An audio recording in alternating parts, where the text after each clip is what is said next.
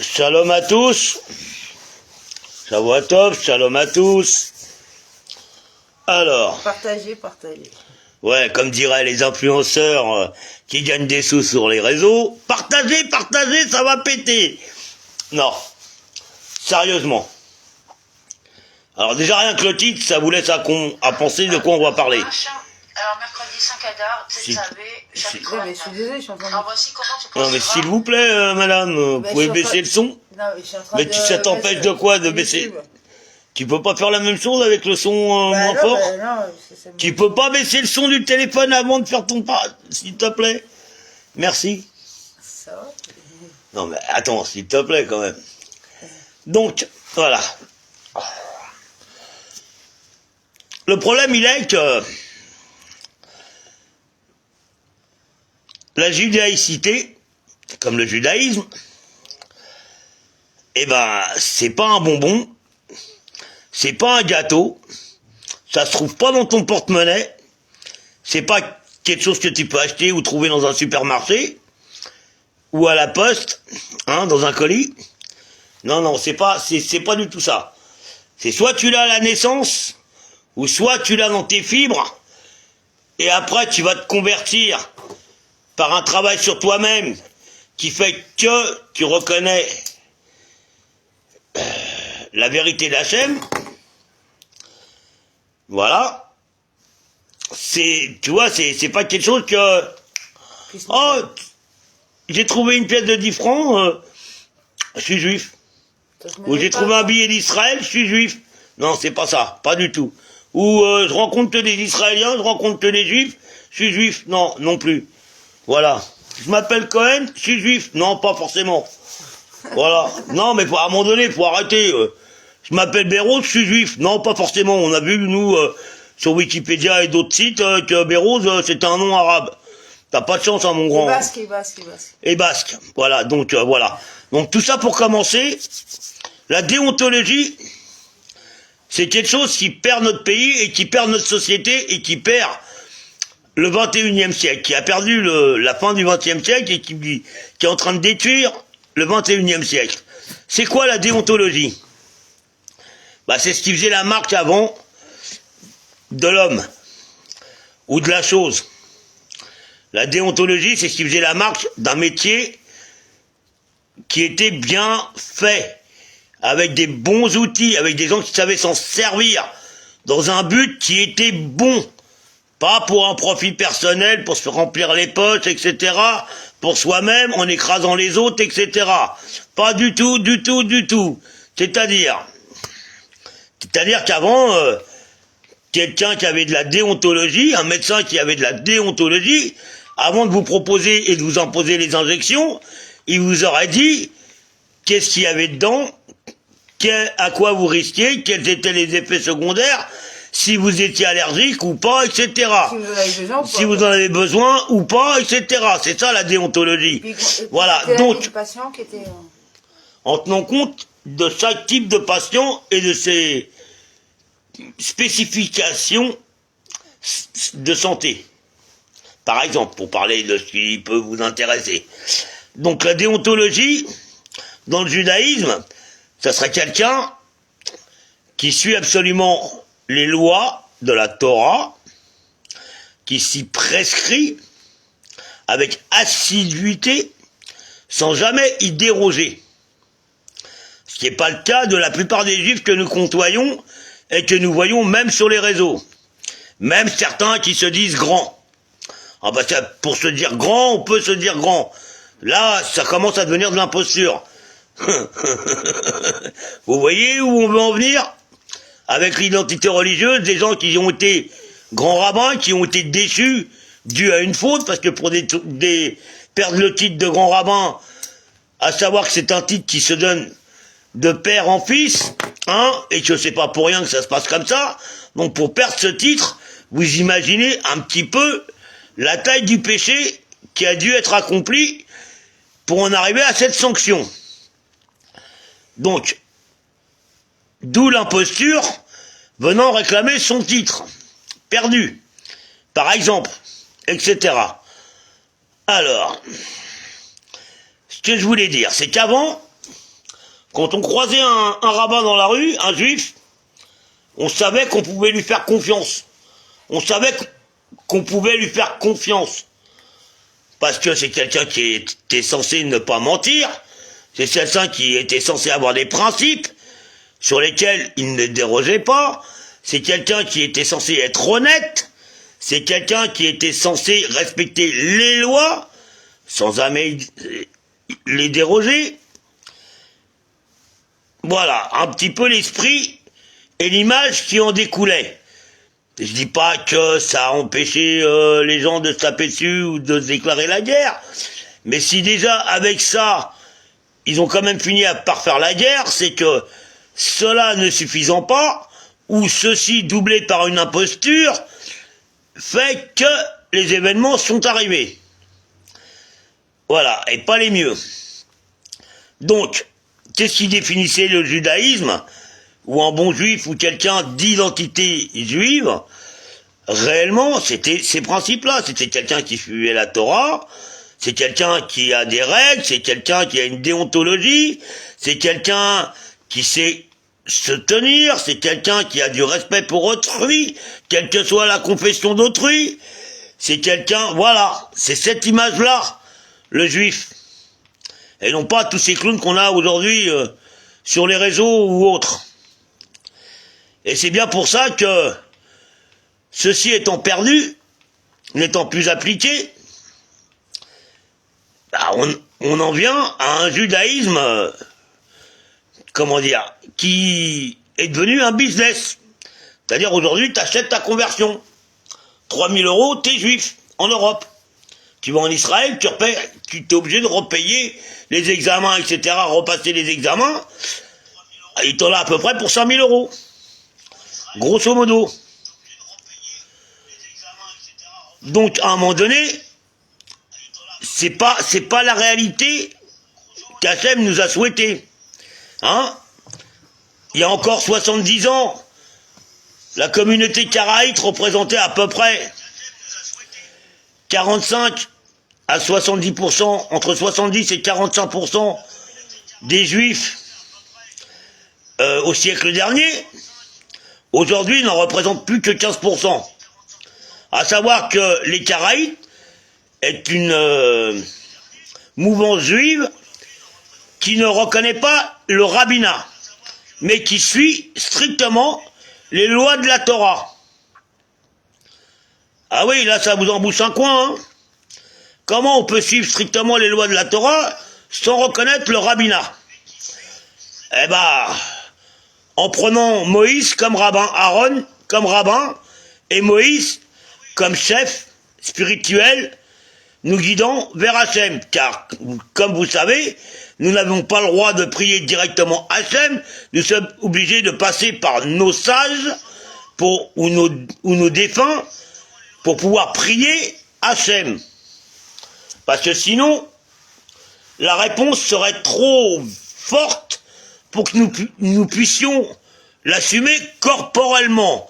Un peu comme ce qui s'est passé dans le désert, quand nos ancêtres ont entendu la voix d'Hachem leur dicter les quelques mots qu'ils ont pu entendre, et qu'ils sont tous décédés sur place, et qu'il a fallu que l'ange Gabriel, etc., appelle tous les saints, les anges, pour venir ranimer ces corps et leur rendre leur âme. Baruch Hachem. En gros, si tu pries et que tu appelles Dieu, et que tu crois que tu peux te permettre de avoir une connexion privilégiée directement avec lui, sans intermédiaire, t'as le droit d'y croire. Mais après, t'étonnes pas que tu sois malade. Voilà. Ben déjà, si tu arrives à survivre, c'est que tu auras beaucoup de chance. Mais bon, il faut savoir que quand même si tu parles à Dieu comme ça, ce sont des anges, ce sont les sages qui t'accompagnent, qui transmettent ton message. Parce que sinon, ton message, c'est pas que Dieu l'entend pas, Dieu il entend tout. Mais Dieu il peut pas te répondre parce qu'il sait que avec même un minimum d'influence de sa part, ça sera déjà trop fort pour toi. Pour la preuve, c'est que quand nous lisons le Kaddish, il faut au minimum être 10. Non pas 10 pour que Dieu nous entende, mais 10 pour pouvoir recevoir sa réponse sans que cela ne nuise à notre santé spirituelle, mentale, physique, etc. Alors comprenez bien que la chose étant, il est bien impossible d'avoir des gens qui se disent encore de nos jours être des grands tzaddik, être des grands rachamim, etc., etc., et que ces mêmes personnes, quand on creuse un peu, bah certes, ils portent le costume, mais en réalité, dans la fonction, il n'y a pas grand-chose d'établi. Dans les faits précis, il y a même pire que ça, il n'y a rien du tout de fait.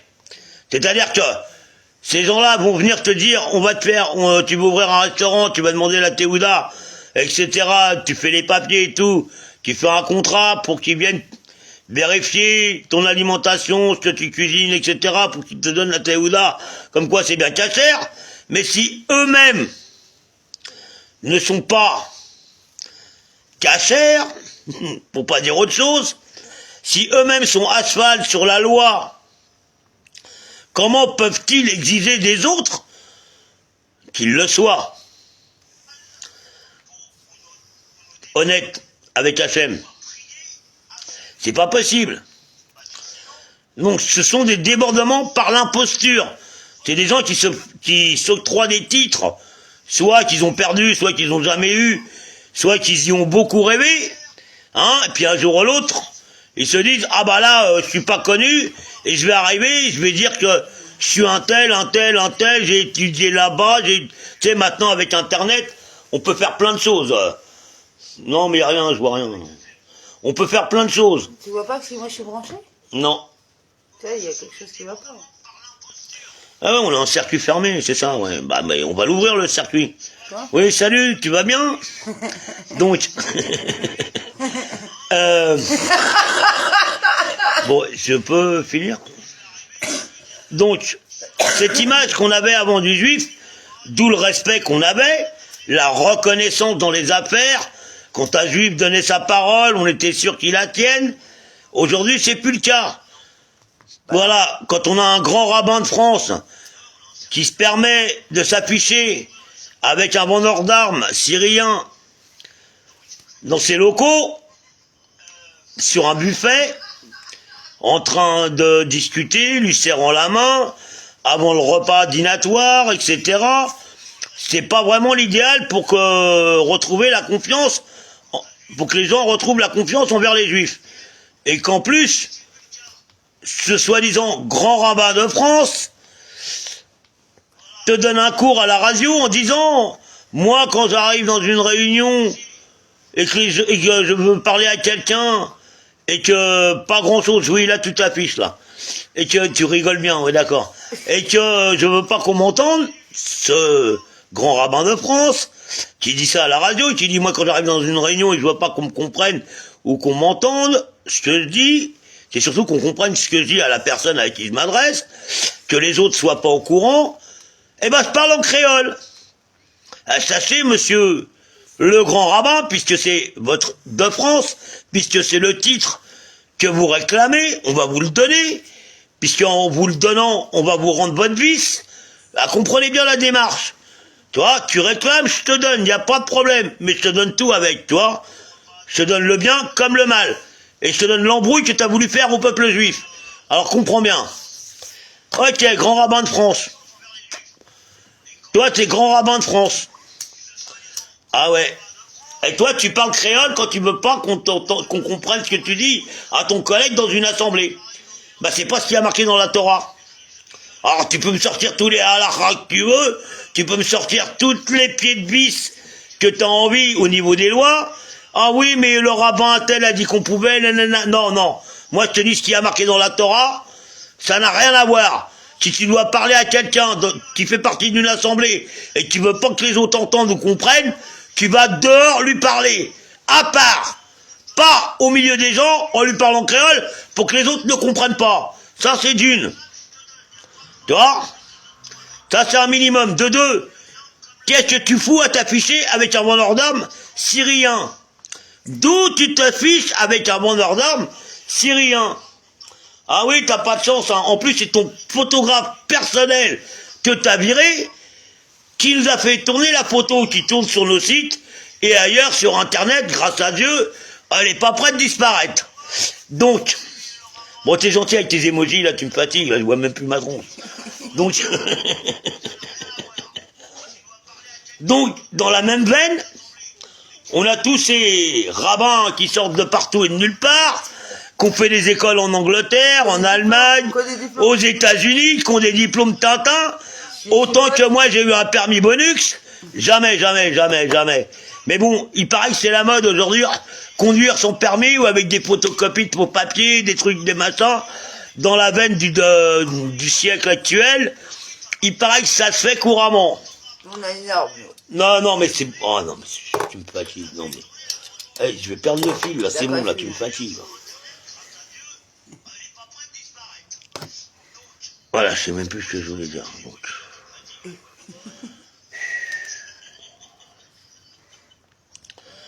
Donc ces gens-là sont censés représenter les Juifs de France.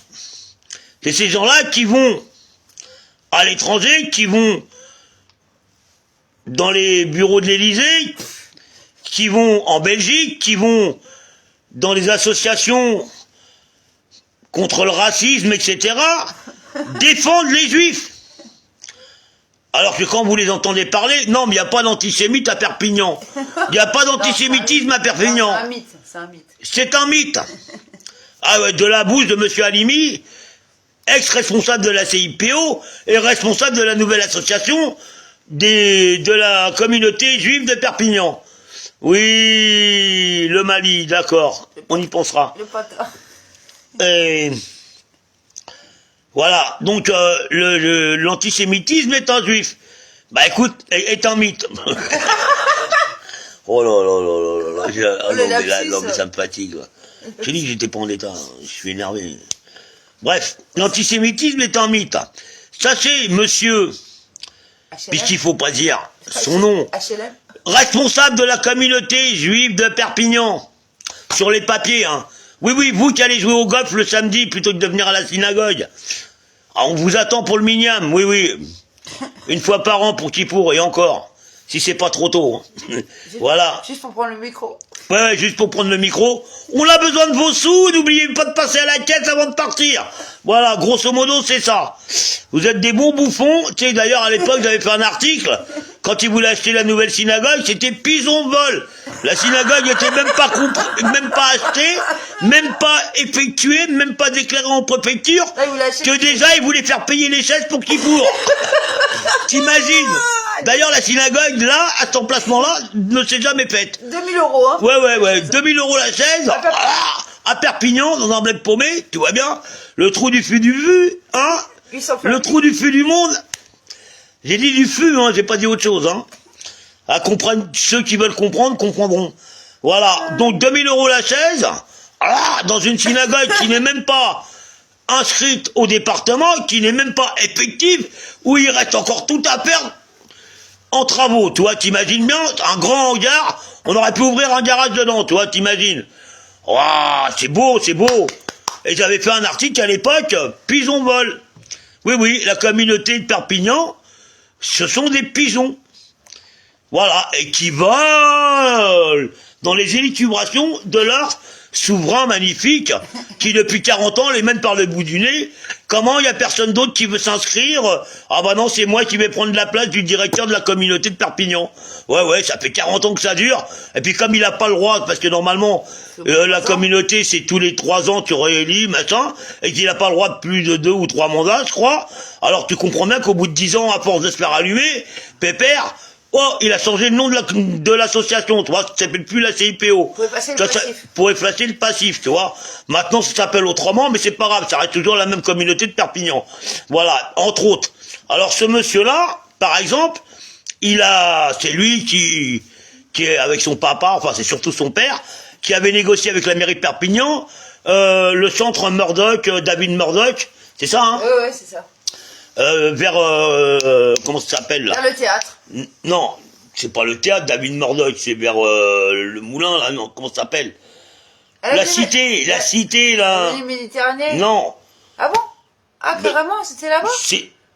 Oh, non, mais Bon, c'est bref, ouais, je sais pas. là où il habitait Christophe, là, quand on l'a connu, là, dans les grandes tours, là. Ah ouais, d'accord. Derrière, Le moulin avant? voilà, au moulin avant. Ben oui, rappelle-toi, derrière le moulin. Ah ouais, les moulins avant, quoi. Toi, là, tu te rappelles pas, la mère Pesner, hein, qui était comme une folle en train de mouiller de culotte devant le militaire, alors que son mari voulait ouvrir la porte. Hachem, ouvre-moi la porte, ma femme me fait honte. Ouais, voilà, grosso modo, toi. Ça serait pas une rabinate, on aurait dit, les sauts de la SPA. S-A-L-O-P. Voilà. Grosso modo. Ah bah ouais, ça se fait pas. Bah, excuse-moi, mais ça se fait pas de prendre des femmes comme ça, de les laisser en liberté dans la rue, les faire passer pour des rabinates. Tu vois, non, parce qu'avec le comportement qu'elles ont, crois-moi qu'elles feraient mieux d'aller se promener Strasbourg-Saint-Denis, là, elles vont se faire des copines. Grosso modo, c'est à peu près ça, quoi. Donc, à un moment donné, la communauté de Perpignan, on en a ras-le-bol, quoi. Donc, l'autre enfoiré, là, de directeur de communauté, qui se prend pour je sais pas quoi, parce que il est, huissier de justice, son frère est avocat, voilà, grosso modo, il a décidé que, les locaux du centre communautaire, du centre, au Moulin à Vent, David Murdoch, serait ouvert à tous les publics pour faire un centre culturel judéo-chrétien, juif, hein, ou judéo-chrétien, d'après sa tête, parce que lui, c'est porte ouverte à tous les gens qui sortent de l'église, venez faire un tour chez moi, vous allez voir comment ça se passe chez les juifs. Non, en réalité, vous allez voir comment ça se passe chez les goïs, quoi. En gros, c'est ça, quoi. Ah bah ouais, parce que le mec, il a fait installer un mikvé qui est même pas déclaré, au niveau de la légitimité légale, aussi bien judaïque que française, il est hors la loi. Tu vois, parce que dans les lois juives, on te dit que tu te dois de respecter les lois du pays tant qu'elles ne vont pas à contresens avec celles de la Torah. Expliquez-moi en quoi déclarer le mikvé dans un centre culturel va contre les lois de la Torah. Moi, je sais pas, je comprends pas bien. 15 € par tête. Ah ouais, 15 € par tête pour aller prendre ta douche, ou faire trembette dans le mikvé, et faut courir après les clés, et faut prendre le temps à gauche, à droite, prendre rendez-vous. Il y a que 4 personnes qui ont... Voilà, en gros, c'est réservé aux barourim, c'est réservé aux rabbins, c'est réservé à une élite perpignanaise, voilà, qui n'a plus lieu de se réclamer du judaïsme. C'est juste histoire de dire, ah non mais moi je suis juif, je vais au mikvé. Ouais, t'as raison.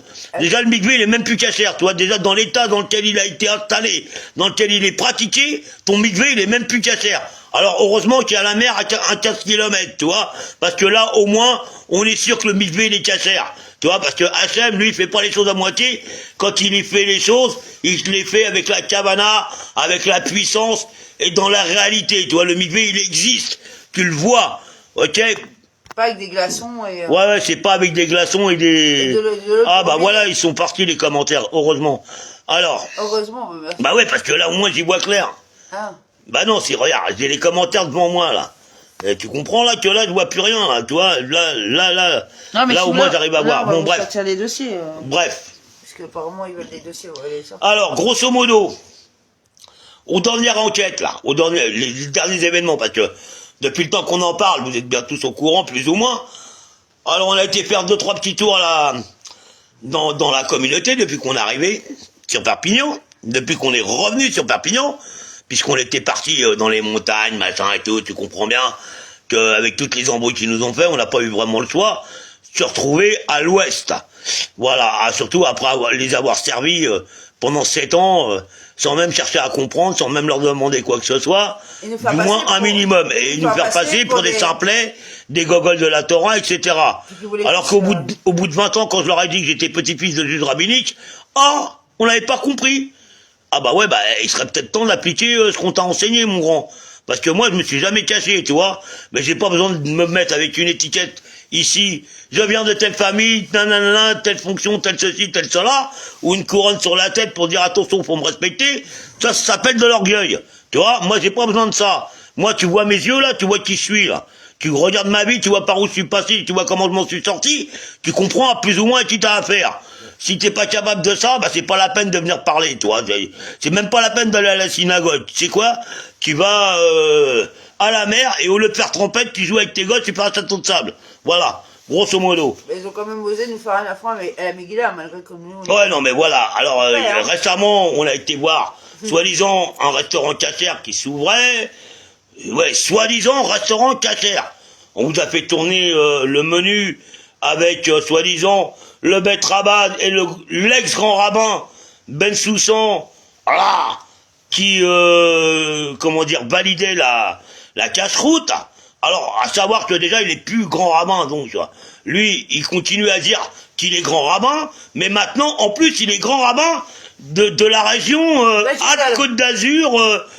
Carrément, il s'est cru que, voilà, toi, il s'est fait jeter à Nice, il s'est fait jeter en Israël, il s'est fait jeter de partout, il arrive ici, tu sais, le grand rap de France, il devait en avoir ras-le-bol, il lui a dit, bah tiens, on va te mettre dans un coin, on va te faire oublier. Non, il arrive ici, il commence à prendre, c'est moi qui ai fait la réunification à Perpignan, alors que quand nous, on a fait la réunification à Perpignan avec la JPO, qu'on s'est cassé la tête pendant des années, à calmer les histoires, les différends qu'il y avait entre les gens de la CIPO, les gens de la JPO, les gens qui marchaient pour Halimi, qui en croquaient avec lui, ceux qui l'arrosaient, et ceux qui avaient rien à voir dans son business. Tu vois, tu comprends la scission là? Eh ben on a réussi à faire en sorte que tout ça, ça soit oublié, et que tous, on ait deux lieux de prière, mais qu'on puisse tous prier ensemble, en déclarant qu'on n'étant qu'une seule communauté. On a mis 4 à 5 ans à faire ça, toi. Et lui, il arrive, on sait pas d'où, et il dit, c'est moi qui ai fait la réunification de Perpignan, de la communauté de Perpignan. Bah, c'est bizarre. Depuis qu'il a dit ça, il n'y a plus un seul juif qu'on a côtoyé qui va dans leur synagogue. Si, peut-être 2, là. On en a croisé 2. 2 sur 250 qui venaient à la synagogue. Grosso modo. Je parle de Shabbat, occasionnellement, etc. 250 personnes plus ou moins actives. Aujourd'hui, non. Aujourd'hui, c'est des gitans convertis. Bon, j'ai rien contre les convertis, mais à condition qu'ils soient réellement convertis, quoi. C'est pas converti. C'est pas, je suis converti et je viens en disant, ah, mais Jésus m'a aidé, Jésus m'a nourri. Non, voilà, non, à un moment donné, ça peut pas le faire, tu vois. Donc, moi, j'ai rien contre Jésus, bien au contraire. Mais bon. Donc là, c'est qu'on voilà, non mais voilà. Voilà, le mec, il est tout seul dans la Torah. Il y a voilà. Vous voyez, pour voilà. L'orgueilleux, L'élite de la communauté perpignanaise. Le chef de communauté. Voilà, celui qui va jouer au golf le samedi et qui te dit, je comprends pas qu'il n'y ait pas Mignam dans la synagogue. D'accord, tu m'étonnes, si tu vas au golf, déjà ça en fait un de moins. Mais de toute façon, je sais pas si on pourrait réellement te compter comme un juif. Pour aller que j'aille voir les lois, les écrits, pour être sûr, je sais même pas s'il est réellement circoncisé, toi. Si, genre, ils l'ont pas fait juste saigner avec une lame gilette. Histoire de dire, ah, ça y est, c'est fait, tu vois. Donc pour une salle comme ça. Allez, voilà, et ça, c'est l'ancienne, ça. Non, c'est la nouvelle. Ça, c'est la nouvelle. Mais là, ils vont rien voir. Non, c'est tout nouveau. Ah, si. 400 000 euros, quand même, Voilà, 400 et quelques mille euros. Alors ça, c'est la deuxième nouvelle synagogue, puisque la première, ils l'ont même pas ouverte, puisqu'ils ont eu un procès, vu qu'elle n'était pas déclarée, comment dire, au département. En même temps, le mec qui s'occupe de ça, le chef de la communauté, il est huissier de justice. Et ça, c'est il va te dire qu'il est pas au courant, qu'il faut déclarer la synagogue avant de l'ouvrir, etc. Tu vois. Non, mais faut arrêter de prendre les gens pour des brels, toi. Donc c'est carrément le syndic de l'immeuble qui l'a attaqué en disant, quand vous avez acheté le local, vous avez jamais dit que vous vouliez faire une synagogue. Tu vois, t'imagines un peu. 400 000 euros, pliés, rangés, dans la boîte à gants, plus les honoraires pour aller au procès, tu vois, ça, celle-là, elle est bien bonne, ça, c'est directement dans son porte-monnaie, là, ni vu ni connu, ah oui, en plus, il paraît qu'il a gagné les procès, on se demande comment, il a dû en arroser quelques-uns, tu vois, au passage, histoire de dire, oh, tu te rends compte, je suis connu dans la région, je peux pas perdre la passe, nanani, nanana, bon, combien tu veux, tu m'arranges la paire, nanani, nanana. Bah oui, non, mais on comprend bien. On est dans un territoire oublié de la République, ici. Les lois françaises n'ont plus cours. Alors attends, 400 000 euros. Et si c'était qu'au niveau des associations juives, ça serait bien. Attends, mais c'est plus cher que ça, en fin de compte. Non, mais quand je dis 400 000 euros, c'est le début de l'histoire. Alors, Daniel Halimi, de préciser, c'est un article, hein. Non, mais comment? Plus fort, plus fort. Alors, Daniel Halimi, de préciser que cet investissement a été financé uniquement par des fonds privés et locaux. Un coût qui atteint déjà... Mais ça, c'est pour la nouvelle synagogue qu'ils ont refaite. Oui, la deuxième. Oui, la deuxième. Non, mais je te parle, on est encore sur la première, là, qu'ils ont jamais ouverte, là. Ah ben, je te disais, il a gagné les procès, on sait pas... Ouais, non, mais voilà. Mais en attendant, il y a quand même 90 000 euros qui ont disparu de l'association de la JPO. 100 000 euros, 100 000 euros. Ouais, 100 000 euros, 80, on n'est plus à 10 000 euros près. 100 000 euros qui ont disparu de l'association de la JPO, c'est bizarre. On sait pas où ils sont passés. Ils ont reçu une facture d'EDF qui devait à peu près, c'était quoi, dans les 2 000 euros, c'est ça? Ouais. Et là, il y a 100 000 euros qui ont disparu. On sait pas qui, quoi, qu'est-ce. On nous a dit, ça te regarde pas, tais-toi, t'es pas toi le directeur. C'est là-bas que ça se passe, toi t'as pas à être au courant. Ah bon? Voilà. Bon, donc après, ils ont fait patienter les gens, hein, pendant quelques temps. Ah, t'imagines bien que les gens, ils allaient prier chez le rabbin, comment il s'appelle Oui, Ben Soussan, tu regardes la télé, toi aussi? Ah, c'est bien, salut, tu vas bien? Ça va? Attends, on va s'occuper de ton cas, toi aussi. Ouais, non, parce que quand t'arrives et que tu te dis, c'est toi qui as fait la réunification des deux communautés à Perpignan, t'as appris à jouer de la flûte où? Hein, mon grand? Non, c'est du bambou, là. Alors, non, mais là, c'est plus de la flûte, là, c'est de la clarinette, là. Ouah, il est passé au saxo, le mec. Ils ont pris des... Il va nous faire un air de jazz. C'est qui a pris des cours, Macron ou... je sais pas. Non, mais bon, vas-y, s'il te plaît. Bon. Donc, comme ils nous ont bien enflé sur la synagogue éphémère, celle-là, elle a disparu. Non, mais c'était un bon plan, hein. Un grand parvis public à l'entrée, avec parking souterrain, tout, à côté du théâtre de Perpignan. Voilà, vidéothèque à côté, tout. Bon, c'est tout juste s'il n'y avait pas la piscine et tout, tu vois, t'imagines. Non, vraiment, à l'entrée de Perpignan, c'était bien placé et tout. Sauf que les gens du syndic, ils n'étaient pas au courant qu'il y avait une synagogue qui allait s'ouvrir, quoi. Direct le procès, le matin, le truc. En vrai, il dit qu'il a gagné, mais en vrai, on l'a eu tous dans l'os. Nous, les juifs de Perpignan, on l'a eu bien profond. Alors, soi-disant qu'après, il a été faire la manche chez les gens qui connaissaient. Moi, je vais te dire franchement, les sous, ils viennent d'où? Ils viennent des gens qui font partie de notre communauté sur Internet, toi. Hein, là, à peu près à 45%, 65%, grosso modo. Même 90%. Non, mais... Oui. Voilà. Des gens qui ont payé, des gens qui ont les moyens, qui ont payé, pour que quand même, il y ait une synagogue à Perpignan. Alors, le clown, il a été acheté dans le centre-ville, rue de la Cloche d'Or. Ah, t'imagines? Rue de la Cloche d'Or, ça te dit quelque chose, toi? La Cloche d'Or. Waouh, ça rapporte. Ça rapporte.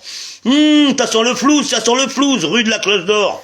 T'imagines? Ah ouais, sauf que chez moi, la cloche, c'est soit gling, gling, gling, soit la cloche, c'est un clochard, tu vois. Et un clochard en or ou une cloche en or, j'en ai pas vu tous les jours, tu vois, t'imagines bien. Et puis même dans le quartier où c'est, franchement, quand tu vois, c'est dans le quartier historique de Perpignan, au centre-ville, à quoi, on va dire, à même pas 50, ouais, vas-y, 200 mètres de la mairie, on va être gentil, grosso modo, dans une rue piétonne, machin. Bref, c'est bizarre, depuis qu'il a acheté une ancienne école, puis un autre local un peu plus loin, hein, par le biais de la communauté, bien sûr, hein, c'est pas lui qui a crassé, d'accord. Il a appelé ça l'espace à mairie. Au départ, ça devait être une synagogue. Allez voir les documents là qui tournent sur Internet à son sujet, vous allez voir qu'il veut refaire un centre communautaire ouvert à tout public, un centre culturel. Non, c'est une synagogue, on va là-bas pour prier. On va pas là-bas pour se montrer, nanani. Oh, t'as vu ma nouvelle Rolex, t'as vu... on n'est pas voilà, et en plus le pépère, en plus il voulait monter une épicerie, une crêperie dans la cour. Toi, c'est une ancienne école, donc il y a une cour à l'intérieur. Il voulait monter une épicerie, une crêperie, une buvette, carrément, tu vois, dans la cour de la synagogue, de l'ancienne école, tu vois. Et alors, on lui a dit, quand même, c'est peut-être un peu abusé, quoi, tu veux nous refaire le coup des marchands du temple, hein? Après le veau d'or, bah pourquoi pas, ton tapère, hein? Un petit peu plus, un petit peu moins, pourquoi pas? Donc, ces gens-là, quand même, sont encore en place. Je relis l'article ou pas? Sur la nouvelle synagogue, vas-y, si ça te fait plaisir. Ouais, bah attends, parce que là, ils te sentent... Alors ça, c'est celle qu'ils ont maintenant, actuellement, où quand tu veux y aller, il faut passer 3 coups de téléphone, envoyer un téléx, un télégramme, plus une lettre à porteur, comme quoi tu vas peut-être venir dans 3 jours, tu vois. T'imagines. En plus, il y a un digicode à l'entrée. Quand tu arrives à Shabbat, on te dit, ouais, il y a un digicode, c'est normal, c'est pour la sécurité. Ah, ils te donnent le digicode maintenant, parce que pendant un an, ils ont jamais voulu me donner le digicode. Maintenant, ils me le donnent. Ouais. Ça va, je l'ai noté quelque part, là, tu vois. Mais bon, à un moment donné, moi, je vais pas à la synagogue pour taper un digicode à l'entrée, tu vois.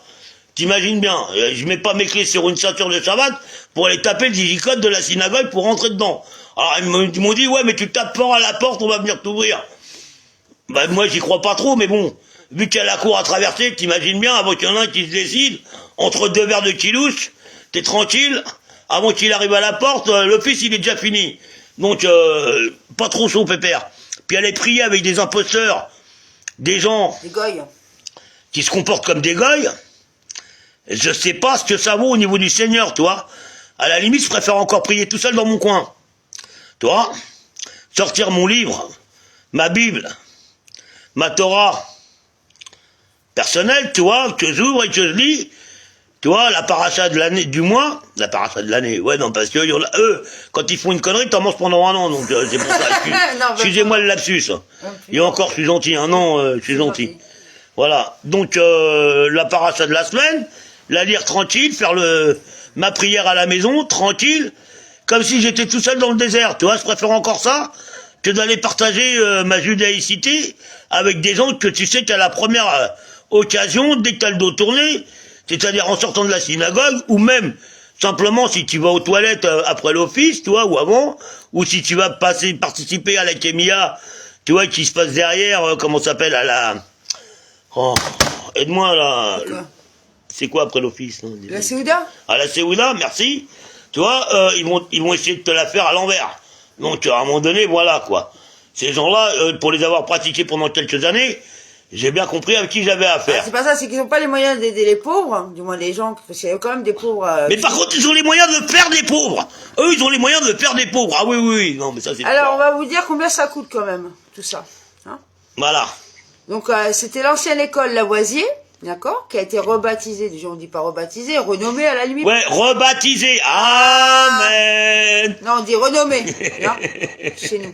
Pas, sinon, c'est... Ouais, non, mais c'est comme le journaliste qui lui a dit que quand ce clown là de la communauté lui a dit que le centre Murdoch appartenait à la communauté juive, tu vois, et que l'autre il lui a dit non, c'est la commune de Perpignan qui vous la loue. Non mais là il a ah bon, non mais non, vous croyez vraiment? Non, c'est pas possible, ça appartient à la communauté juive, voyons. Ah mais non, on vous la loue, monsieur. Et le mec il a fait un article comme ça, tellement que ça lui a déplu, parce que le journaliste, il a fait son taf, il a amené toutes les preuves, les contrats signés et tout, tu vois, dans son article. Ah putain, je vais y arriver ou pas? Dans son article, tu t'imagines bien que le père, le responsable de la communauté, puisqu'il faut pas que je cite son nom, Allumette à HLM, ouais, qui est marié avec... Oh, Daniel. Ah non, lui, il se loue pas des, comment dire, il se loue pas des logements, comment ça s'appelle, là, des... Et lui, c'est un vendeur, voilà, il se loue pas, il est pas marchand de sommeil, mais sa moitié, oui. Tu vois, sa moitié qui se sert de son aura politique, parce que oui, c'est un politicien en plus, tu vois, elle est marchande de sommeil, quoi. Nous, on a vu des appartements qu'elle a loués à un mec qui était ouvrier boucher à la boucherie de Perpignan. Je te dis pas, déjà il habitait au dernier étage. Il y avait une grande chambre et une petite pièce derrière. La cuisine, je te dis même pas. C'était dans le salon. Et bon, le gros, ça avait, avec la douche et tout, ça faisait environ 25 mètres carrés, 20 mètres carrés, tu vois. T'as pas vu l'entrepôt? Et en plus, le mec, il avait pas le droit d'amener d'animal. Il avait pas le droit d'amener des amis. Il avait pas le droit de flirter, de faire quoi que ce soit, parce que ça faisait trop de bruit dans l'immeuble. T'imagines? Tu vois, c'est genre, comme la propriétaire, elle habitait en dessous, tu vois, fallait éteindre la télé à 9h30, t'imagines? Grosso modo, quoi. C'est pas des gens qui abusent, c'est pas des gens qui se croient tout permis, c'est pas des gens qui se prennent pour ce qu'ils sont pas. Non, non, mis à part ça, c'est pas le cas. Donc, Alors, la synagogue effective actuelle de Perpignan donc c'est pas marqué nous synagogue. est revenu. Non, mais c'est pas marqué synagogue, puisque c'est marqué Et espace à mairie. à mairie. Alors, un ancien sage du XIIIe siècle qui était situé. qui a prôné dans ses références un rapprochement entre les cultures juives et judéo-chrétiennes et musulmanes. C'est-à-dire qu'il avait un dialogue intercommunautaire. Il intégrait le judaïsme dans toute la communauté perpignanaise. Et puis il était placé vers plutôt le quartier Saint-Jacques, pas Saint-Jean comme tu Oui, dis. à l'époque, oui, parce que à savoir que quand tu cherches un emplacement pour poser une synagogue dans une ville, normalement, tu cherches un emplacement qui soit en hauteur pour pouvoir pas surplomber et t'imposer, mais surplomber en hauteur la ville pour pouvoir prier et diffuser la lumière d'Hachem sur toute cette ville. Voilà pourquoi. Et en plus en direction d'Israël à un moment. Et voilà, oui, normalement tu mets la Torah en direction d'Israël, etc. Non. Mais c'est surtout aussi pour prévenir les mauvaises choses qui puissent arriver, tu vois. Parce que quand tu es dans le fin fond de la vallée, comme là où ils sont, rue de la Cloche, t'imagines, il y a une bande de 50 lascars antisémites qui déboulent, qui veulent manger des juifs, avant qu'ils s'aperçoivent de quoi que ce soit, dans la petite rue piétonne, dans l'obscurité et tout, s'il n'y avait pas les caméras de la ville et la caméra de l'entrée à la synagogue, il n'y aura personne qui serait au courant, quoi. Donc c'est un article qui a été mis à jour le 8 septembre 2022, hein, d'accord, perpignan.com, d'accord, c'est pas n'importe quoi parce qu'ils disent que genre faut pas croire ce qu'il y a sur internet. Là c'est un article de Perpignan, hein, d'accord, ok. Hein, visite de la nouvelle synagogue inaugurée le 20 juin. Hein, ça a été fait par Maïté Torres, hein, Éco-Société, hein, qu'on dise pas parce qu'apparemment ils ont eu quand même des surprises là récemment. Donc espace à mairie. Donc, il y avait quand même présent, lors de l'inauguration, le grand rabbin de France, hein, l'homologue national, attendez, et de l'homologue national, attention, national, il est même pas président comment on va dire, de la CIPO, maintenant il est homologue national. On a changé un peu de titre, hein, quand même. Hein. Ah ouais, on est monté en étage dans l'enfumisterie. Hein. Alors, l'ancienne école à la Lavoisier a été donc rebaptisée, au lieu de dire renommée, espace à mairie, en hommage à Menachem Ameri, rabbin catalan du XIIe siècle. Hein. Donc, c'est 13e siècle, mais bon, lui, il a dit 12e. Bon, bref. Non, c'est en 1200 et quelques, donc chez moi, quand tu parles de 1200, c'est le 13e siècle. Mais bon, je sais pas, mais bon, hein, bon, je sais pas où ils ont été, ils sortent d'une école, tu sais, du fin fond de, je sais pas quoi. Ils n'ont pas traversé le désert, mais par contre, ils y sont restés. Quoi. Au dernier décompte, quand il y avait la CIPO, cérébralement, on était 600. Et donc aujourd'hui, par rapport à cette nouvelle synagogue, ils affichent 700 à 800 familles forment la communauté israélite des Pyrénées-Orientales. Alors, je cite Daniel Halimi de préciser que cet investissement a été financé uniquement par des fonds privés et locaux. Point. Un coût qui a atteint déjà à ce jour 400 000 €, donc 230 000 € pour l'acquisition du bâtiment auprès de la mairie de Perpignan. 230 000 €, attendez bien. Hein, on est à Perpignan quand même. Hein. Un prix défini par les services de l'État. Les travaux de réhabilitation et de sécurisation uniquement du rez-de-chaussée s'élèvent à 170 000 €. Mais, à terme, ce sont les 200 000 mètres carrés, non, 200 000, pardon, 2000 mètres carrés, excusez-moi, dont 600 de cours qui seront aménagés. 600 mètres carrés qui seront aménagés.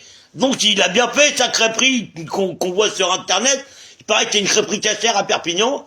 Personne n'a l'adresse. Moi, je vous la donne, l'adresse. C'est dans la cour de la synagogue. Enfin, de ce qui pourrait être une synagogue. Alors là, malgré qu'il y a des gens qui ont dit qu'ils allaient aller voir, on voit bien que personne... Oui, on a eu des gens pareils qui nous ont dit on va aller vérifier tes dires, etc.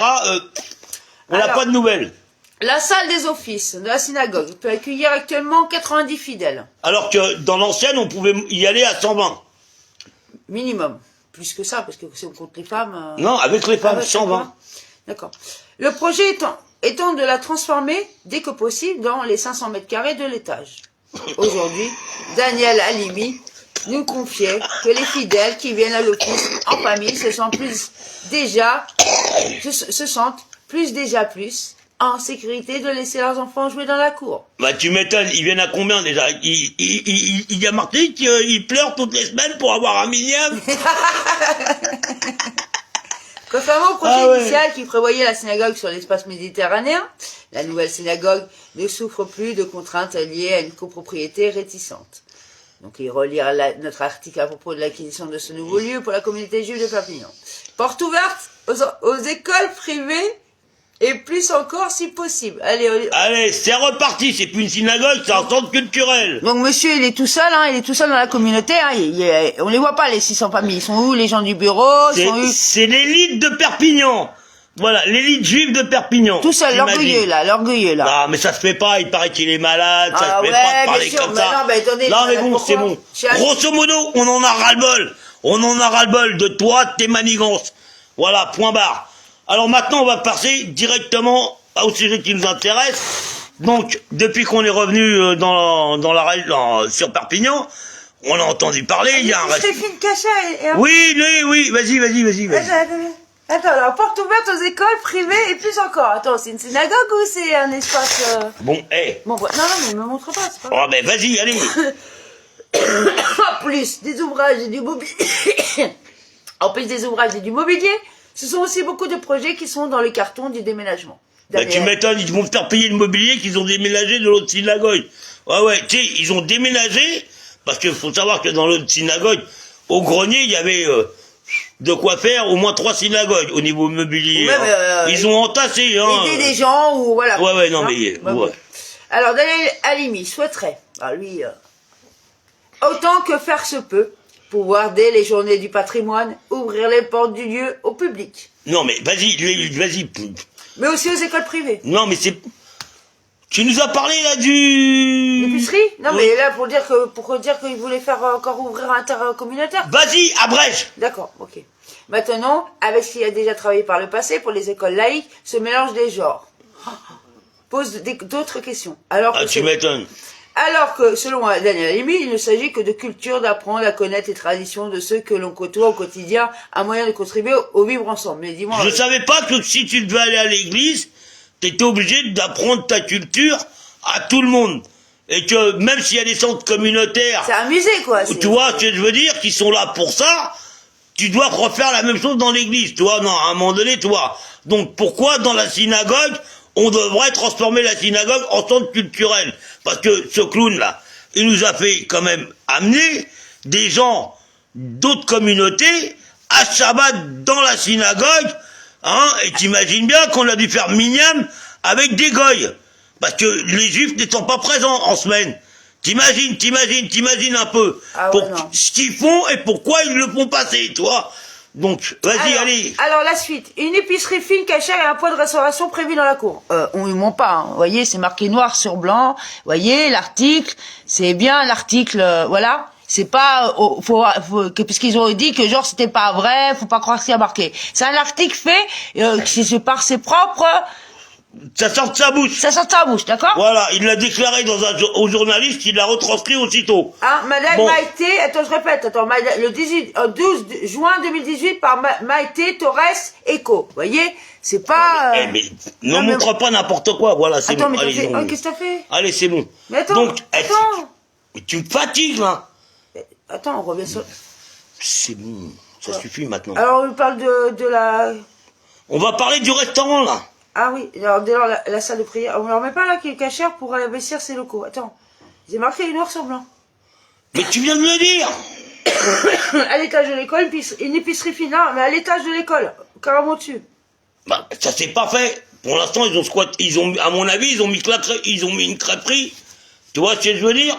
Dans la cour. Lui, dans la cour, Daniel Halimi imagine déjà un espace de restauration également cachère prendre place. Un espace ouvert à tous, insiste celui qui achèvera son 4e et dernier mandat en 2020. Ouais, 4e et dernier mandat en 2020. On est en 2025, il est toujours à la tête de la communauté de Perpignan. C'est pour ça qu'il a changé le nom de l'association, tu vois, t'imagines? Non, mais bon, bref. Maintenant, on va venir à ce qui s'est passé plus récemment, tu vois, juste après ça, tu vois. Ils ont ouvert les Shem Shamaïn. Le mec, il a plié, il a tenu 2 ans, c'est ça? Grosso modo, Alors, je te dis pas, le mec, il te le livrait, en tout cas, pour nous, il nous a livré des œufs pourris, etc., tu vois. Le mec, il faisait du chantage sur quelqu'un d'autre, histoire d'avoir un migname dans la communauté. L'autre, il lui disait, tu viens à Kacher, tu viens à Shabbat à la communauté pour faire les prières à la synagogue, je te donne 3 salades, elles sont dépassées de la date, mais elles sont encore Kacher, hein. Ouais, tu peux les manger, ouais. D'accord, là, t'imagines bien. Et le mec, sinon, il est prêt à te les vendre, quoi. Quand il te fait un colis, il te met des trucs qu'il a plus le droit de vendre dans le colis, tu vois. Comme des œufs pourris, tu vois, entre autres. Bref, là, les Shem Shamaïm, le mec, il a plié, gauche-droite, il est parti avec la caisse. T'imagines bien qu'il y a problème, quand même. Ça, c'est à Perpignan, il y a que là que ça se passe. Alors, quand on s'est renseigné, on nous a dit, ouais, je dépends du Betrabad.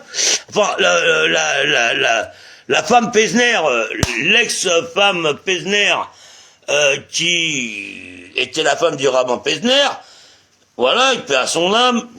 À chaque fois, ça m'emmerde de dire ça, mais bon, franchement, sinon après, je vais passer pour un enfoiré. Mais de toute façon, enfoiré entre enfoirés, il n'y a pas de doublure, hein. Donc, voilà, l'ex-femme Pesner, du rabbin de Perpignan, qui est partie, hein, eh ben, elle nous a sorti que c'était son employé. Comment quelqu'un qui montre une société par qui monte un commerce qui monte un lieu de distribution par une association, les Shem Shamaïm, peut être employé de quelqu'un qui a en charge le Betrabat de Perpignan. Je comprends pas. Bref, il est parti avec la caisse, il a fermé le truc, mais par contre, dans les locaux, il y a toujours les congélateurs, etc. Et c'est encore le local qui est donné par la mairie, c'est encore à la disposition du Betrabat. D'accord? Ça, c'est juste un truc. De deux, ils ont fait venir quelqu'un de Paris pour ouvrir un deuxième Betrabat, ou une succursale du Betrabat, dans la rue de la Gare. Alors c'est pas triste, on a été visité, on a été 3-4 fois, on s'est fait refouler, puis là pour la lecture de la Géoula, de la Megillah, d'Esther, oh putain, je peux pas y arriver, hein.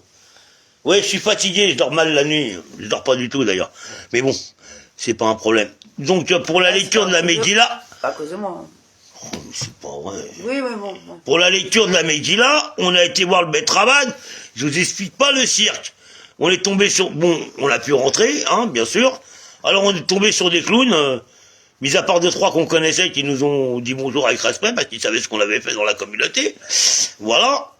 Il y en a même un qui m'a dit, ah, mais c'est toi le patriarche aujourd'hui, c'est toi le plus âgé, tout le monde te doit le respect. Je fais, ouais, non, voilà, il n'y a pas de problème. Et puis quand le barorim du Betraban, rue de la Gare, il est venu, il m'a commencé à me parler et tout, et puis il y a quelqu'un qui est venu me demander si j'étais juif, si j'étais ceci, si j'étais cela, si j'étais israélite, tu vois, j'ai commencé à les prendre gentiment, j'ai fait non, je suis pas israélite, je suis là en touriste.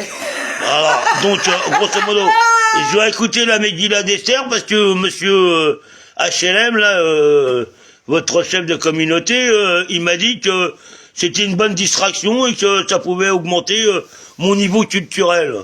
Voilà, tu vois, grosso modo. Bref, on me demande, alors vous connaissez un peu ma femme, son caractère. L'autre, elle l'a regardé, elle a fait non, il est petit-fils de juge rabbinique. Voilà, alors le baroïm qui a fait les yeux comme ça, j'ai fait ouais, bah, c'est un peu normal, j'ai pas à l'annoncer, quoi, ça devrait se voir, quoi, non, je sais pas.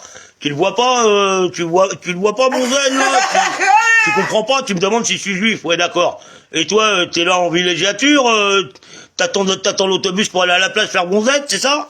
D'accord. Donc ils sont venus, ils ont fait la lecture, 2-3 apronts comme ça, tu vois, t'imagines. La poubelle qui débordait, bah ça c'est typique Zoubaville, ça. T'as une cuisinière, t'as une cuisine, de la bouffe sur la cuisine, à gauche, à droite, et puis à 1m50, t'as la poubelle qui déborde. T'as la poubelle qui déborde, même avant d'arriver dans la cuisine, tu sens l'odeur, tu te dis, oh là là, c'est pour manger ou c'est pour jeter? Tu sais pas, tu vois, t'imagines.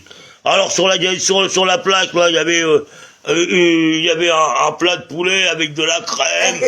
Alors on sait pas si c'est de la crème comment dire, si parvé ou pas, tu Nous, vois. on n'a pas l'habitude de manger On n'a ça. pas l'habitude de manger du poulet à la crème ou quoi que ce soit. Je mange pas ça. Bah, déjà, j'ai même pas touché. Déjà, j'ai posé les yeux dessus, je me suis inquiété. J'ai fait ces bizarres. Après, à côté, il y avait carrément un plat avec des steaks, tu sais, les steaks surgelés, là. Tu sais, en rond d'oignon, comme ça, tous bien cuits, comme si c'était cuit au micro-ondes et passé à la poêle, tu vois, t'imagines? Il y en avait une quarantaine comme ça dans le plat, là, tu vois. Alors après, t'as mis du houmous, un grand saladier de houmous sur la table, des pommes de terre, on sait pas avec quoi ils les avaient assaisonnées, vu la couleur, on s'est demandé, on n'a pas trouvé, le goût non plus, donc, et après il y avait quoi d'autre encore? Du chou. Du chou, c'est ça? Oui, c'était du chou. Du chou ou des carottes? Non, je sais Non, plus. des choux raves. Des choux raves, enfin bref. Un truc bien loubavitch, tu vois, tu veux dire, ce qu'ils bouffent eux dans leur réunion, tu vois, qui coûte 3,50 francs et qui se revendent 15 €. Bon, bref. Bah, on va rien dire parce qu'on va rien dire, c'était juste pour faire les bénédictions après la lecture de la Megillah. Donc, tu manges un bout de chou, une feuille de salade ou une olive, pour faire la bénédiction, ça change pas grand chose, tu imagines? Bon. Jusque là, on s'est dit, encore ça peut aller. Sauf que la viande, on n'y a pas touché, hein, je te le dis, je te rassure. Voilà. Donc, bah ouais, parce que quand ça traîne au-dessus de la poubelle, que c'est même pas couvert, et que quand tu sais que il est impératif qu'au minimum ça soit couvert pour pas que les mouches viennent se poser dessus, sinon c'est la réalité de la loi, c'est tu dois pas le quitter des yeux pour voir s'il n'y a pas n'importe quel insecte qui vient tourner autour avant de se poser dessus, tu vois. La loi de la Torah, c'est ça, c'est pas genre on attend que la mouche elle ait fait des nids pour dire ah non c'est plus cachère, non. Toi, c'est avant que tu dois réagir. Et le pire, c'est nous qui se fait passer pour des Mickey, quand même. Voilà, et c'est à nous qu'ils ont douté de notre jovialité. Non, mais c'est... Ils notre gueule, même là-bas. Ouais, ils se sont moqués de nous. Vous êtes israélites, non. Tu t'es déguisé en Loubavitch. Ouais, tu t'es déguisé en Loubavitch, non. Bon, bref, en plus, elle a même pas reconnu la kippa, tu vois, c'est une kippa Breslev, donc Loubavitch, pas trop. Mais bon, c'est pas grave. L'un dans l'autre, on s'est dit, qu'est-ce que c'est où on est tombé? Encore? Ah ouais, il y en a un qui nous a sorti, alors on a été derrière, tu vois, discuter un petit peu, après la lecture, voir un petit peu ce qu'on avait dans la communauté, quoi. Vu qu'il y avait que deux qu'on connaissait, deux anciens qu'on connaissait, tu vois, les autres, jamais vus, ni chez le rabbin, ni ailleurs, ni quoi que ce soit. Même pas à Kippour, quand c'était...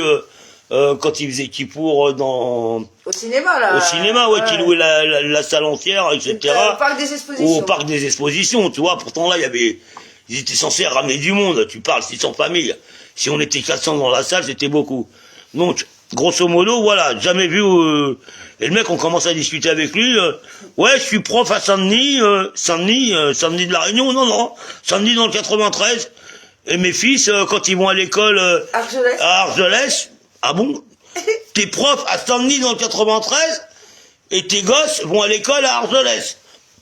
D'accord, donc ta femme vit à Argelès et toi tu vis à Argelès, tu viens le week-end et tu pars la semaine à Saint-Denis donner des cours. C'est, grosso modo, c'est ce qu'on a cru comprendre. Ou alors il est divorcé. Ou alors... Ouais, ou alors il est divorcé ou je sais pas quoi. Bon. Mais bref, ça nous regarde pas, tu vois, on va pas s'immiscer plus que ça. Et le mec, il commençait à donner des cours de judaïsme. Je l'ai regardé, j'ai fait non. C'est parce qu'il commençait à s'embrouiller un petit peu dans la synagogue et tout, enfin dans la synagogue, dans la salle du Beth Rabbad, et moi je le regarde, j'ai fait non, mais à un moment donné, il n'y a pas à tortiller, machin et tout, quand tu vas dans un lieu où tu dois faire une prière, ou dans une synagogue, en principe, t'as une prière à faire avant, où tu t'engages de laisser tous tes problèmes à la porte, derrière toi, tu vois, toutes tes futilités, tes petits problèmes journaliers, etc., tes petites, comment dire, guérilla ou, souci, quoi, on va dire, tu vois, coup de coude, machin, je me mesure, je me querelle, là, cherche à m'imposer, tout ça, tu le laisses derrière la porte, et tu viens pour te reconnecter avec Hachem. Voilà, en gros, c'est ce que tu dis dans la prière, quand tu vas prier, avant de rentrer dans la synagogue. Et à ma stupéfaction... ça n'a pas changé. Ben non, mais il y en avait aucun qui comprenait ce que je disais, quoi. Ah bon, c'est tout juste, ils m'ont pas demandé c'est marqué où. Quand j'ai vu à qui j'avais affaire, j'ai fait laisse tomber, fais-moi un café, on va y aller, hein. On va pas rester. Grosso modo. Non mais si, je vais te faire visiter. Alors ils ont tenu absolument à me faire visiter. Maman. Alors effectivement, c'est grand. Bah alors c'est grand, mais c'est pas aménagé, hein. Il y a une cour au fond, en plus, alors c'est-à-dire que tu as la salle devant, t'as un couloir, les toilettes, des escaliers qui descendent, la cuisine, la cour et une petite cour qui sert de comme un balcon, une terrasse ou quoi que ce soit. Tout ça, c'est au rez-de-chaussée. Hein. Alors, ce que tu comprends pas, c'est qu'il y a dans la cuisine, machin et tout, c'est un gros boxon, tout est sorti à gauche, à droite, la bouffe au milieu. Et de l'autre côté, t'as encore une autre petite cuisine, un évier, machin et tout, avec la cafetière, le matin, le truc. Et les réserves de café par terre dans les cartons, les trucs dans les cartons, par terre, à gauche, à droite. Tu sais plus où donner de la tête, toi. À la limite, tu marches, voilà, grosso modo. Et le mec, il te dit, c'est rangé, c'est ordonné, c'est trié, c'est classé. D'accord, ok. Alors, il y en a un qui vient me dire, ouais, on va te faire visiter, machin et tout. Je fais, ok, d'accord. Je fais, qu'est-ce que vous faites? Parce qu'on avait, il y avait des enfants qui venaient et tout. Il nous fait descendre. Alors, je t'explique même pas l'escalier, c'est un danger public. Avec le bord des marches, avec du caoutchouc qui est en train de se décoller. Je te dis pas, t'as besoin de mettre des hauts talons pour te casser la figure, quoi. Même en basket ou pieds nus, t'y arrives. Et il nous montre une salle. Pour les gosses. Ah, effectivement, la peinture était belle. La peinture était neuve, c'est clair. Il y avait 2-3 poufs à gauche, à droite, des tables, on sait même pas, toi, de la récup, grosso modo. Mais c'était relativement propre. Un baby-foot, ah, pour les enfants, tu te demandes, quand tu vois les enfants de 5-6 ans jouer au baby-foot. Tu la vois la balle? Non, attends, au bruit. Non, elle est pas ça là. Non, c'est pour ceux qui s'occupent des enfants, qui font la pause, ou qui vont jouer au baby-foot pendant que les gosses, t'as fini ton dessin, nanani, nanana. Et puis s'il y en a un qui est en train de crever l'œil à l'autre, ah ben non, je l'ai pas vu. Grosso modo, c'est ça, quoi. Et après, il nous dit, voilà, mais il y a encore tout ça là-bas derrière. Alors, il y a encore une cuisine, en sous-sol, hein, encore une cuisine, 2-3 pièces, mais pas du tout aménagée. C'est de la terre, il me dit, ouais, ça sert de réserve. L'autre, c'est de la terre battue par terre. Ça sert de réserve. Bah, je sais pas, minimum, tu mets des palettes, tu remets un plancher, tu fais quelque chose, quoi, tu nettoies, quoi. Si tu dois t'en servir comme réserve, tu vois ce que je veux dire? Sinon, tu tires une bâche, au moins que quand tu poses tes affaires dans la réserve, ça soit préservé, quoi. Je sais pas, on est à Perpignan, quoi. Il y a de l'humidité qui remonte partout, il y a des rats, il y a des fourmis, il y a des souris, Pourquoi? C'est ça, je comprends pas. Hein? Non, mais. Les réserves de bouffe, pourquoi?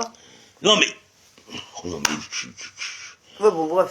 Oh là là, pour les stages de camping. Ça va, là, comme ça? Ah, pour le restaurant. Alors, grosso modo, on a été plus que choqués. On s'est dit, ah, c'est ça les nouveaux bettravades? Je sais pas. Bref, on est sorti de là. On allait pour sortir, du moins, on est sorti de la cave. C'est là qu'on s'est aperçu que la porte à côté des escaliers, c'était les WC. Non, je te rassure, des vrais WC, pas la turque. Non, des vrais WC. Bon, bref, on s'y est pas attardé non plus, hein. Donc on revient dans la salle d'entrée, tu vois. Et puis là, on commence à se dire, ça n'a pas vraiment changé, ça s'est même empiré, quoi. Et puis on commence à prendre la température, à essayer d'être courtois, etc. Quand on a vu qu'on se prenait encore 2-3 affronts dans la tronche... Bah dis la bonne femme, la cuisine, là, tu vas lui donner un coup de main, l'autre. Non, mais c'est bon. 2-3 affronts dans la tronche, on s'est dit, bon, on va s'arracher. Et au moment de s'arracher, je commence à sortir dehors, et puis je vois une des personnes qu'on connaissait, qui a perdu sa maman il y a quelques mois, et qui allait à la synagogue, qui a tout fait, etc. pour le... Qui allait déjà à la CIPO. Ouais, qui allait déjà à la CIPO et à la JPO, non. Pas trop à la JPO. Si, il venait quand même à la JPO, tu vois. Et bref, le connaissant, et voyant dans quel état il était, le mec, il était en train de péter un plomb. Je vais lui éclater sa tronche, je vais le défoncer. Vas-y, sors, je vais te défoncer, nanana. Je fais, vas-y, qu'est-ce qui t'arrive, calme-toi. Il me fait, non, mais t'as pas compris, il m'insulte et tout, il m'a sorti une lame et tout, dans le Betrabad, hein. À la lecture de la Megillah d'Esther. L'autre, il lui a sorti une lame. Ouais, et tout, et non. Bah, tu sais, nous, on est là, je comprenais pas trop, tu vois, je regarde le mec. Ouais, en plus, il ouvre sa bouche parce qu'il est avec son pote et tout, toi. Ah bon, d'accord, ok. Je dis, là, l'embrouille, on va commencer à s'en mêler. Tu fais, écoute, t'es trop énervé, là, et tout, ça va mal finir. Ouais, mais il veut pas sortir, je l'attends et tout, je veux lui défoncer sa tronche et tout. C'est lui qui me cherche, il va me trouver, nanana. En plus, il me sort une lame et tout, nanana. Ah, moi, je le regarde, je fais, écoute, toi comme moi, on a fait l'armée, on sait ce que c'est. Un mec qui te sort une lame, c'est qu'il les a pas bien accrochés, c'est qu'il les a perdus. Toi, pour être obligé de te sortir une lame, au lieu de régler ses comptes à main nue, tu vois, c'est que le mec, il n'en a pas vraiment, tu vois, là où il faut. Alors sur le coup, il était toujours aussi énervé, mais il a commencé à se calmer un petit peu, assez pour pouvoir prendre sa voiture et rentrer chez lui. Je fais, ouais, tu régleras le problème un peu plus tard, t'inquiète pas, trouveras toujours l'occasion pour le serrer et lui en mettre une, tu sais où il travaille et tout, surtout que le mec, il a une boutique un peu plus loin, où il a une braderie de fringues, etc. Donc, tu vois, ils se connaissent tous, quoi. Ça se passe, il s'en va, et c'est là que le mec, on rentre dedans pour voir, tu sais, pour voir à qui, quoi, qu'est-ce, tu vois. Vite fait, hein, sans plus, sans s'en mêler, tu vois. Et on tombe sur une mamie qui dit, ouais, c'est inadmissible, comment il parle, il fait des scandales et tout. Et je la regarde, j'ai fait, mais quand même, si j'ai bien compris, il y en a un de la communauté qui a sorti une lame, quoi. Normalement, c'est inadmissible. Et je la regarde, je fais, c'est vrai que les deux comportements sont inadmissibles, mais c'est quand même celui qui sort une arme qui devrait être moins toléré que l'autre. Tu vois, surtout que l'autre, je le connaissais, que celui-là qui a sorti la lame, je le connaissais pas. Ils étaient deux, quand même. Et ils étaient deux, quand même, tu vois. La mamie, elle insistait, mais non, mais non, mais non. Alors, comme quoi, on avait bien ressenti que les anciens de la communauté de CPO qui avaient donné pendant des années, ceux-là, comme ils ont arrêté de donner, vu le bordel que c'est, ils ont bien compris qu'à un moment donné, ça servait à rien. Ceux-là, on n'en veut plus. On veut de la viande fraîche, avec de la monnaie plein les poches, comme ça, on peut récupérer. Et la mamie, elle était toute contente. Ah, c'est mon tour, c'est moi qui vais donner, tu vois, tu t'imagines, toi. Ouais, ça se fait pas, c'est pas possible, etc. Alors on s'est dit, dans quelle merde on s'est mis, là, excusez-moi du gros mot, mais franchement, dans quelle merde on s'est mis. Bref, on a pris nos clics et nos claques, un billet de 50 € et on s'est cassé. Et en partant, on s'est dit, comme on avait eu de la Tzedaka, et que ça nous permettait un petit peu de sortir de la galère, on s'est dit, on va aller, plutôt que de prendre l'argent et de faire n'importe quoi, ou de le distribuer à des gens qui ont besoin et que nous on reste dans la merde, on s'est dit on va quand même se faire un kiff et puis valoriser un petit peu l'argent de la Tzedaka en allant chercher, puisqu'on était vendredi, en allant chercher de quoi manger casser pour Shabbat. Donc on va à ce fameux restaurant, les 4 saisons, les K-saisons. Ouais, c'est le cas, c'est le gros caca, toute la saison. Ils ont repris le cas de l'entrecôte quand même, tu vois l'idée. Oui, non, mais ils ont pris le cas de l'entrecôte, le cas de Kasser, la sœur de Patrick, sur son camion aménagé, etc. Bon, bref, les K-saisons. C'est le gros K du caca. C'est pas Kasser, c'est caca-serre. Bah, c'est la vérité. C'est loin d'être Kasser. On a été voir quelqu'un qui a assermenté, qui nous a dit, quand on lui a parlé du restaurant Les 4 saisons, le mec qui nous a dit... ah bon, c'est Kasser? Ah bon, c'est Kasser? Et il vendait du porc. De sa bouche. Le mec, il a assermenté.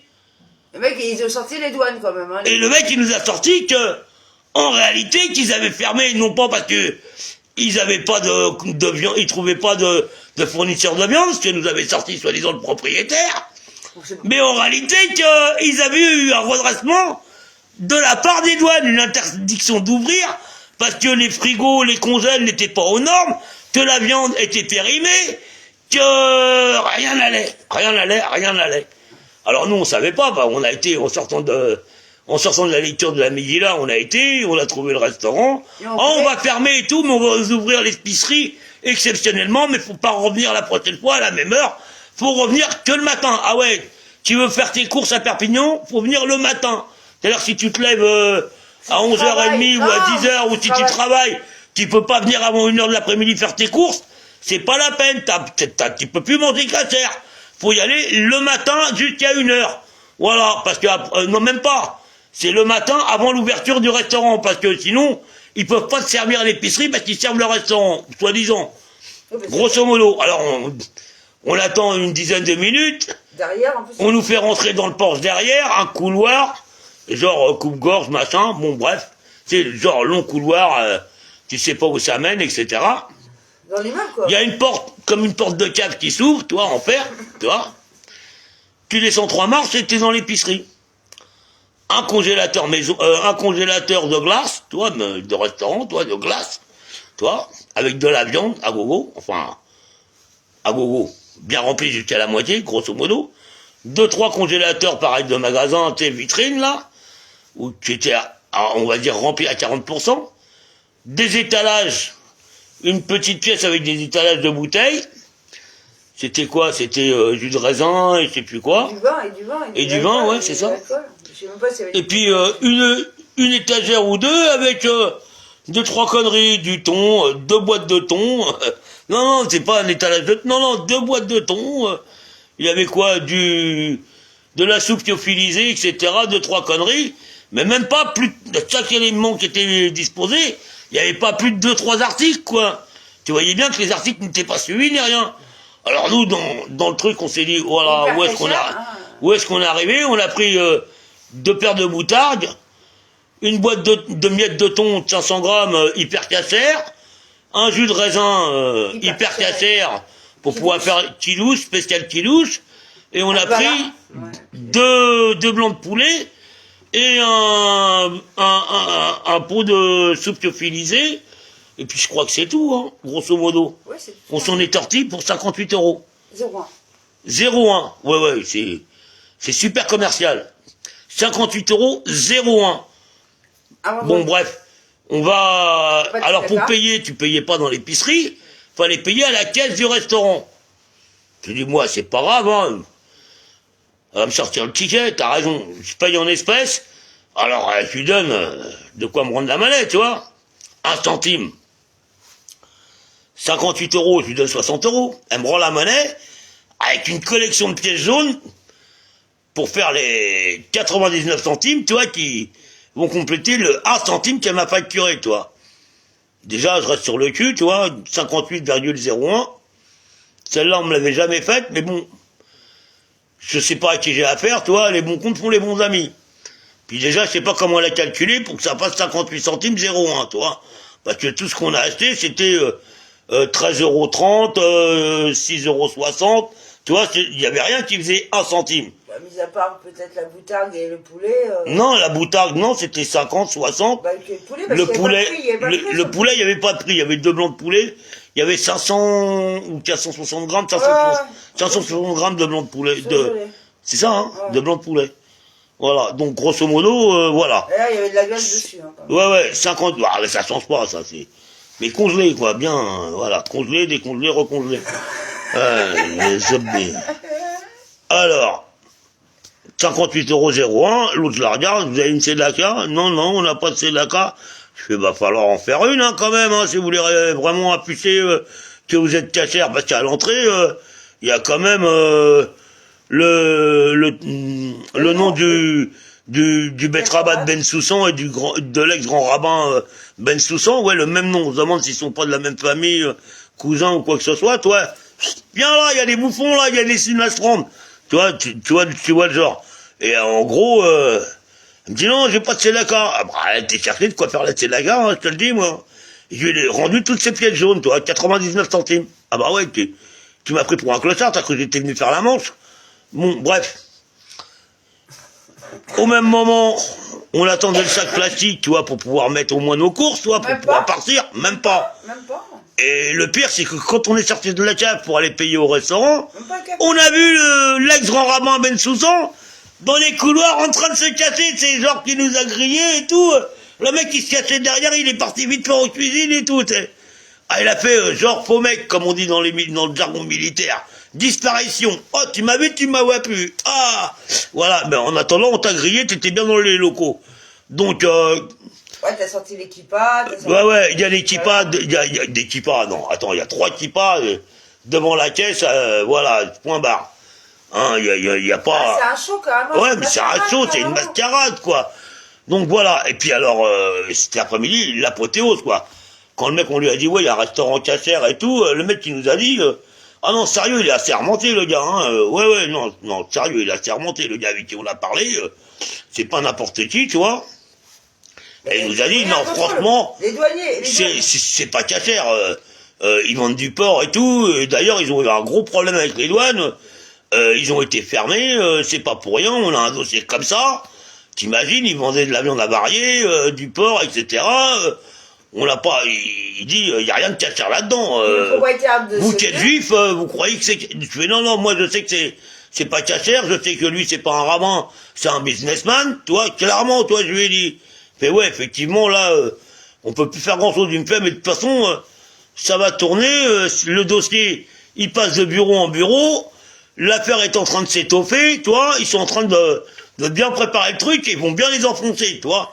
Là, pour l'instant, ils ont fait l'avant-trou, toi, ils ont mis le clou au-dessus, et t'as le marteau qui se prépare pour leur tomber sur la gueule. Et c'est pas moi qui va venir les empêcher, tu vois, je te le dis franchement. Donc, grosso modo, Et puis, aujourd'hui, il n'y a plus de déontologie dans la religiosité Kacher. t'as vu la tête qu'il a fait quand on lui dit Juive. 99 ans d'association, Ouais, une association avec un président élu à 90, pour 99 ans. qui est Shmuel Ben Soussan. Ouais, qui est l'association du Bet Rabban, là. Le mec, il s'est mis directeur de l'association pendant 99 ans.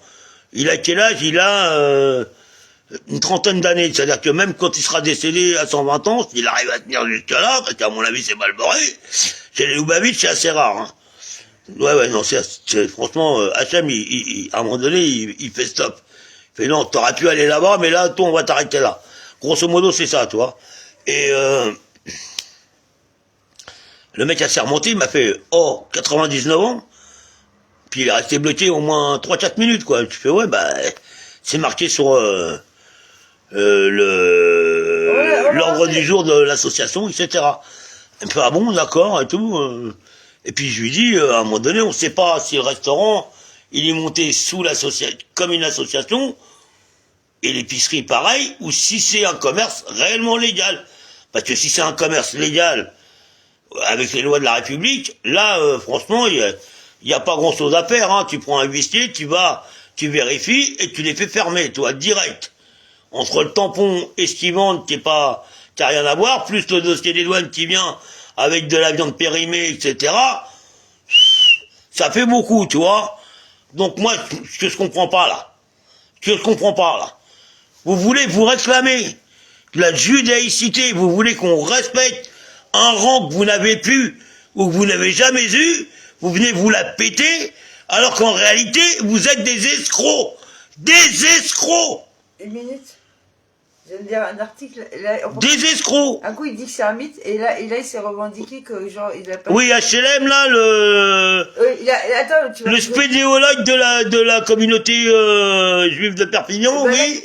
Là, il a dit justement pour Méditerranée. Là, c'est un autre article ici, mardi 1er avril. Bon, tu la craques ta Valda? Attends, bon là c'est une autre.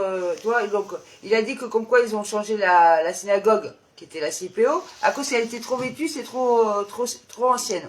Ce qui est pas vrai. Ouais, non, ce qui est pas vrai, c'est surtout que ça l'emmerdait de faire les travaux pour la remettre en état, parce qu'il y avait le toit qui était amovible, etc., et qu'il a préféré laisser la charge à d'autres, parce qu'il avait vu personne qui pouvait faire le taf au black. Non, ça c'est clair. Une agence de voyage, on sait pas comment, mais bon, bref. Et pourtant, à l'origine, Daniel Halimi, le président de la communauté juive de Palestine, avait prévu de s'installer ailleurs, un local de 400 mètres carrés, hein, donc toujours lui qui dit qu'il avait prévu, hein. 400 mètres carrés avaient été achetés dans un immeuble de l'espace médiateur, mais c'est sans compter l'hostilité des copropriétaires. Oui, c'est ça, c'est la première qu'ils ont jamais ouverte. D'accord. Cela a commencé par différents arguments juridiques, puis fini par une attitude de rejet que je qualifie d'antisémite pur et simple. Non, alors lui, il achète un local, sans dire à personne qu'il va faire une synagogue. Il arrive, il met tout le monde dans l'embrouille, et quand les mecs ils te disent, ils viennent le voir et lui disent, à travers le syndic, mais monsieur, vous avez pas dit, quand vous avez acheté le local, que vous alliez faire une synagogue, vous l'avez pas déclaré au département, on n'admet pas, vous êtes hors la loi. Là, le mec, il est traite d'antisémite. Et à côté de ça, il te dit l'antisémitisme à Perpignan est un mythe. Oui, parce que quand c'est beau. C'est magnifique, c'est magnifique. Ah, c'est magnifique quand même, là, non, c'est pas... Voilà, bon, c'est bon, sur ça, on va arrêter là avec l'autre zouave, là. Donc, grosso modo, expliquez-moi comment on peut aller prier avec des gens comme ça, qui sont loin de respecter toutes les lois du judaïsme, et qui veulent s'imposer en pétant plus haut que leur derrière n'est posé. Expliquez-moi, comment ces gens-là peuvent être responsables de synagogues, de communautés, et qu'en plus, ils peuvent être reconnus jusque au rabbinat parisien, au rabbinat de France.